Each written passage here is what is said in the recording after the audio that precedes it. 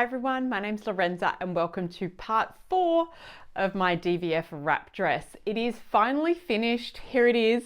So I just want to run through all the final last pieces of this dress and any other little hiccups I had, because I definitely had some questions from followers and subscribers about some elements towards the end, for instance like the hem, but I will talk through that.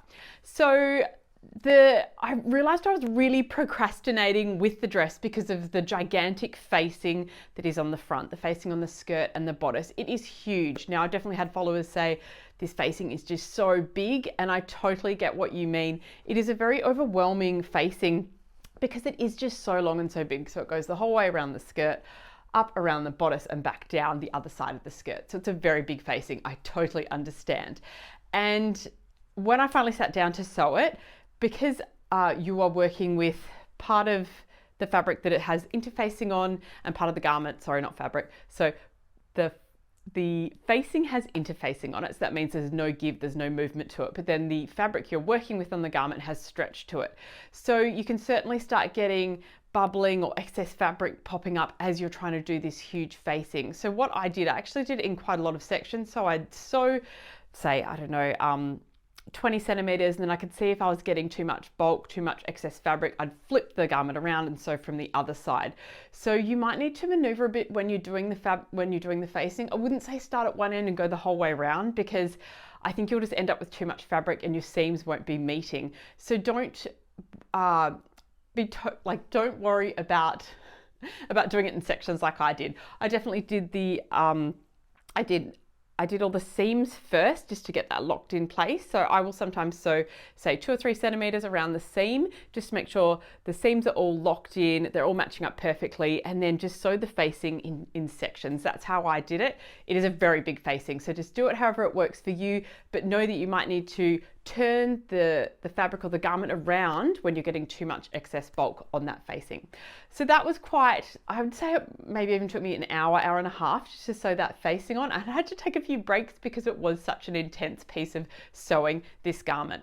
The next part of that, when you have to trim all the inside of the facing, I think this was the most nerve-wracking trimming I have ever done of a facing, because I just kept thinking, if I accidentally muck this up, I've mucked up the whole dress. And again, it is so much facing and dress to trim off that you're just doing it for ages. So take breaks when you're trimming off all that facing underneath as well. And because whenever you're trimming the inside facing garment, you're just so worried that you might nick the garment or nick part of the fabric, because you're not just trimming off sort of the edge of the garment, you're trimming right inside between the facing and the garment. So I understand how that can feel stressful as well. I found that nerve-wracking. So take breaks doing that. So that was just all the facing. So lots of stop start for me, lots of procrastinating. Totally hear all of your dramas about that, but I got there in the end and it wasn't, I had no disasters, nothing went wrong with it. The next thing I moved on to were the cuffs, and I totally get now why the sleeve is so wide, because when you are trying to do the cuff and the cuff facing, it is really hard to get in there when you take the sleeve down as much as I did. So I took 2 centimeters off the sleeve, which meant when I was working with the cuff and the cuff facing and trying to work it all into such a small sleeve wrist, it was really quite hard. And I stepped away a few times because I was getting so frustrated with it. Also because the cuff facing is interfaced, and then you're working with the sleeve, which isn't interfaced. So again, when you're working with an interface section and a non-interface section, you're working with something that's got a lot of stabilization and something that doesn't. So that can be quite hard when you're working together with two different not types of fabric, because one's been stabilized, it is quite hard to work with. So I probably wouldn't take the sleeves in as much again. I would leave a bit more oomph for them, but I'll go through at the end of this the things I would have changed with this garment. So yeah, I found the cuffs quite tough because I had made the sleeve so much smaller, but I'm happy with the fit of it, and it wasn't impossible. Like, I did get it to work, and I'm happy with how tight they are around my sleeves. I work at a desk, I'm going to be wearing this dress for work, and I wanted the sleeves and towards my wrist to be quite fitted. But I will say I struggled a bit and thought, oh Lorenza, why did you take the sleeves in so much? You've really made this hard for yourself. But I'm still happy with the way it looked. Now the next bit, I was just going to mention sewing the collar on. Sewing the collar on was super easy.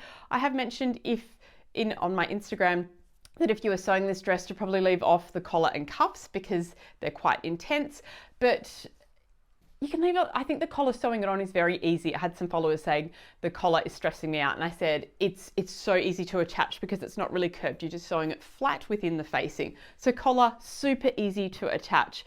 It was much easier than I anticipated, much easier than the cuffs. So collar, easy.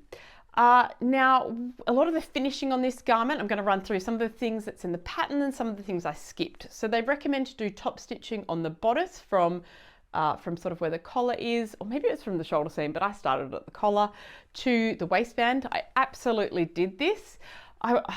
I don't love top stitching on knits, but I tried on the dress, and yes, the facing kept wanting to flip up, and I thought I can't wear it like that. So I definitely did the top stitching. I agree with this on the pattern instructions. So do the top stitching on the bodice. Then it recommends an awful lot of blind stitching on all the facings.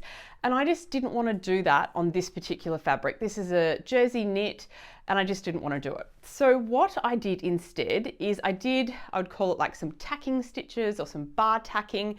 So I would get the seam allowance and I'd get the fabric, and I'd maneuver it into the machine and just sew back and forth like about 1 centimeter. So I'll try and show you, I can definitely show you on the cuff. So where I did this in most of the places where it was saying to do that blind stitching.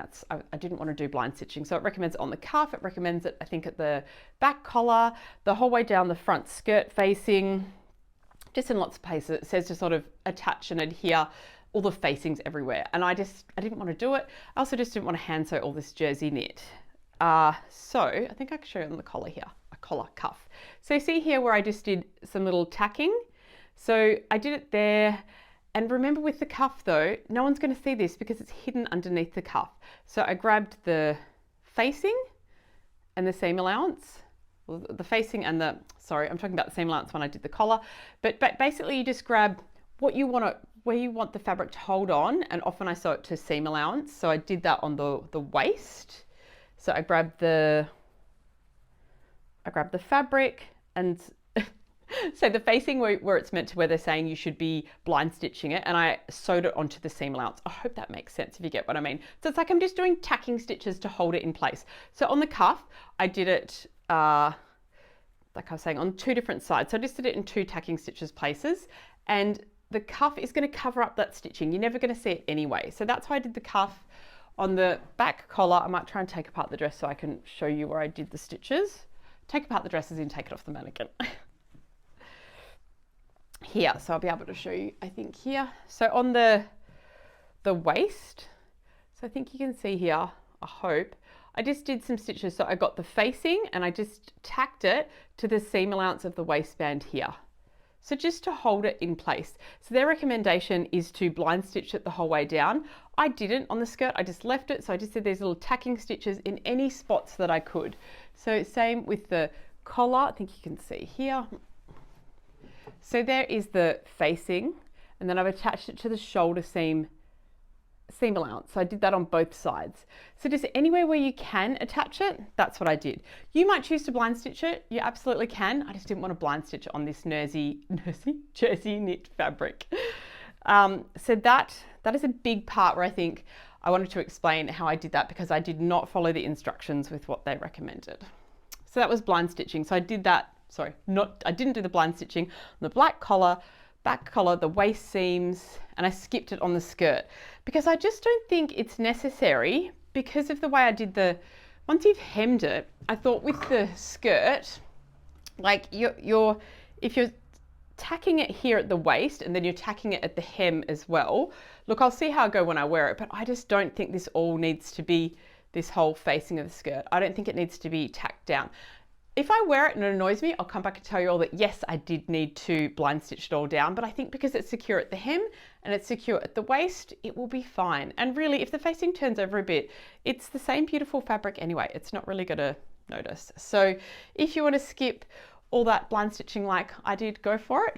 I will just say though, I pressed a lot. So when I turned out the cuffs, I pressed it really well. I did those little tacking stitches. So just make sure you do, always with sewing, do all that pressing to get those really crisp, nice seams turning through.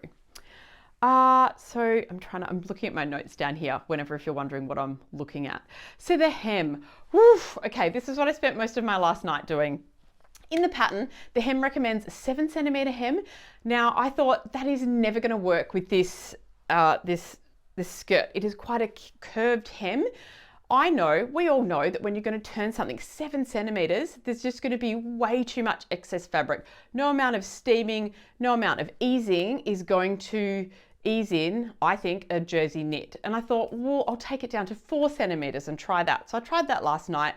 I'm even using a cover stitch machine to try and do the hem. So I've got the cover stitch machine behind me there. So it looks like an overlocker, but what it does is you can do 1 or 2 sort of top stitches, and then it does like an overlocking thread underneath. So you'd see this a lot on your active wear. So, and I will show you on the hem, but let me just talk through my process. So 7 centimeters in the pattern, I was like, that's never going to happen. I even tried just pinning it at 7 centimeters and said, you've got to be joking. So I tried pinning it at 4 centimeters. I tried to press it, steam it in, and thought, I'll give it a go on the cover stitch. And I did, and I held it up. I just did a small section of it. And I always recommend doing that. Don't go the whole hog. Don't do the whole hem. If you think that's not going to work, go with how you're feeling and your gut instinct there. So I cover stitched a small section and I held up the hem to see how it would hang, and I thought that looks terrible. So I unpicked it all. Not all, just a small section. And I thought, right, in the morning, so that's what I did this morning, I thought I'm going to take that hem down to 2 centimeters because I know this kind of fabric and that kind of curve on a skirt, 2 centimeters will work. And it did, it worked perfectly. Now, if you were sewing at home, I would recommend you using a double needle. Not everyone has a cover stitch machine. They are quite expensive, but it is a beautiful way to finish off knit hems. So if you don't have one, look, you're going to have to stick with a zigzag here or a double needle for doing it. But please don't do a big hem. You will get so frustrated and it just won't work and it won't hang nicely. I had a follower saying she had really bad tunneling. So that's where like you're just seeing all this bulk and excess of fabric and you're getting like almost all these sort of waves in the hem and it doesn't look good. So take down that hem. If the skirt or the dress is way too long, then trim off that hem and then hem it. So I will hold up to the camera and show you how I cover stitched it. So this is what I hope you can see it on this crazy fabric. That's what the cover stitch looks like. See how you're seeing 2 rows of stitching there? And then on the back, it looks like overlocking. Now I did overlock the hem before I cover stitched it. What I would recommend always, if you're going to overlock your hem, the overlocker likes to stretch the fabric and you can end up with even more fabric you're trying to ease in on a hem. So look at your differential feed. I kind of cranked mine up so it was gathering in the fabric a little bit on the overlocker because you don't want it to be pulling out and stretching that hem at all because you're already dealing with a curve, so you don't want to have to deal with even more excess curve and more fabric. So if you're going to overlock it before you hem it, definitely look at that differential feed. You also don't have to overlock it. Remember, this is a knit fabric. It's not going to stretch. So you could just go straight with the double needle. I just overlocked it because I overlocked all the rest of the seams and I just wanted it to look kind of finished. So I overlocked it and then I cover stitched it all.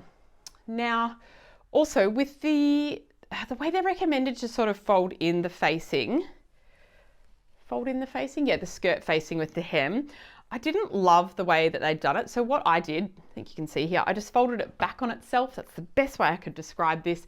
Fold the facing back on itself and sew it. So then you can see it's kind of encased really nicely there. So that's the outside of the hem. And then you can see I folded the fabric facing back on itself like this and sewed it. And then you get a really nice little corner like that. And then I was able to cover stitch the hem. So I think you can try and get up a bit closer. So there you can see I folded it over and then the cover stitching, that's the facing. So I think that's the neatest, nicest way to finish off the hem and the facing. So it all looks enclosed and you don't have the facing hanging down. So I think that's the nicest way to do it. It's a similar way they suggest to do it in the pattern, but maybe not as neat and simple. Also because I think they're describing a different way to do it because they're recommending a 7 centimeter hem, which I would not recommend. So that is, I think that's where I'm almost up to. That was with the hem, so that was a lot. I loved these little buttons I put on. So I got buttons made in the same colored fabric. You can see I sewed them on there. Even with my smaller cuff, I still think they look lovely. So I've done those buttons. They were pretty easy, I just hand sewed them on. So that is the dress done, and I wanted to sort of wrap up with what I would have done differently, what I love about the dress. I absolutely love the fabric. I bought this fabric with the idea of it being like, I'll do this as a mock-up toile and just see how I go, because I wanted to use a nice jersey and hopefully turn it into like a wearable toile. So I'm very happy with this fabric. And I also always buy these sort of crazy vibrant prints for a knit fabric toile in case the fit isn't perfect or you muck up some of the stitching, because the print kind of takes over and you're not going to notice it. If I did this in a plain color, you would see every mistake I have made. So that's my little top secret for doing toiles with knit fabrics. Buy some crazy print fabric because people won't be looking at it as closely. So I love the fabric. I think I love it more than what I anticipated. Sorry, my collar looks all crazy now because I took the it off to show you some things. So I love the fabric. The sleeves, so I feel like that's the thing that I would not have, I was too aggressive in taking in the sleeves. So I went from the underarm all the way to 2 centimeters. Now, if you think about it, that's 2 centimeters on either side. So that's 4 centimeters I took out of the sleeve. I would probably only have taken out 1 centimeter, so 2 centimeters all up in the sleeve, because I think that sleeve needs that bit of extra room and space for sewing, but also so that collar still, cuff has a bit of oomph still in it. I will still make the tutorial where I show you how I take down the cuff. I do think the sleeve and the cuff is still way too big. It needs to be taken down a little bit, but I took it in a bit too much. So that's something, if I'm making this again, I will absolutely change. And just for my own sanity when I'm sewing, that cuff and the cuff facing. I cannot wait to wear it to work. I think it's going to be an absolute summer, spring staple, and I definitely want to make a couple more for work. I think it's a beautiful dress. I'm so happy I did make it. I was really putting off making it for so long because I did just look at the pattern and think, oh my gosh, this is so hard. But I really enjoyed this process. I think it's taken me like maybe 2 or 3 months to make. It has been quite a long, I would say, hard dress to make. So I still find it amusing. It's called the Very Easy Vogue. I would say you need to be like at least an intermediate, I would say, to sew this, or you need someone helping you along the way. Yeah, I'd say it's quite a hard dress if you're going to make it out of a jersey knit. Of course, a lot of my advice here, if you're making it out of a different fabric, my advice might go out the window. But the recommended fabric that they say, so you get that beautiful hang drape on the skirt, is a jersey knit. And that's why I'm still saying I love this fabric, not just for the way it looks with the print and the pattern, but the way it drapes and swings when I'm wearing it. It's just beautiful. I know I could have used a heavier fabric but it just wouldn't have that beautiful swing on the skirt. And the skirt is so nice and full. I think you should really try and make this dress in a jersey knit if you were going to. I think it just has a much better effect. And it's not a fabric, I thought it would have been too fine, too like thin and too clingy, but it's not like that at all. The skirt is just beautiful on it. So that is my wrap up. That is part 4. That is my final. I'm going to do my final vlog for the DVF wrap dress. I'm going to do a top 10 tips video, so look out for that one as well. And I hope you've all thoroughly enjoyed this series, and I hope a lot of you have got some ideas or some workarounds for when you're getting stuck sewing this dress. So yeah, that's it from me. Thanks so much. Bye.